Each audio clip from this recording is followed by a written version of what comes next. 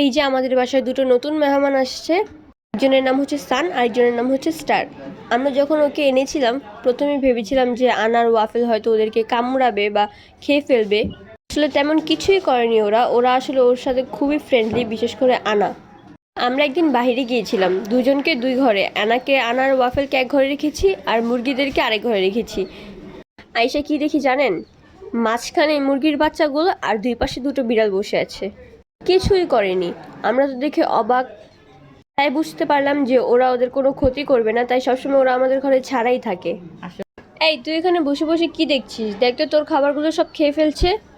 তুই ভয় পাচ্ছিস যে তোকে ওরা মারবে? কিচ্ছু হবে না, তুই আয়। এই যে দেখেন ঝুড়ির মধ্যে মুরগির বাচ্চা খুঁজতেছে। এই তোমার মুরগির বাচ্চা আমার কাছে, দেখো। নে তোর বাচ্চা তুই সামলা, দেখতে তো পুরোই তোর মতো। বাচ্চাগুলো মনে হয় তোরই হয়েছে। এই বাচ্চাগুলো একটা দুষ্ট, সবসময় মার কাছ থেকে দূরে দূরে থাকে। তোমাদের মা তোমাকে কত আদর করে, তুমি তোমার মার কাছে যাও। দেখেন তো কত আদর করে মুরগিগুলোকে। আদর করছে না নিজের কাছে নিয়ে। এই দেখেন চলে আসছে মুরগির বাবা। এই ওয়াফেল, তোমার মুরগির বাচ্চাগুলো তো সব চলে যাচ্ছে, তুমি কেন দেখছো না? এই না, একটু আদর করে দাও। আনা ওকে আদর করে দিয়েছে, তুমি একটু দাও আদর করে।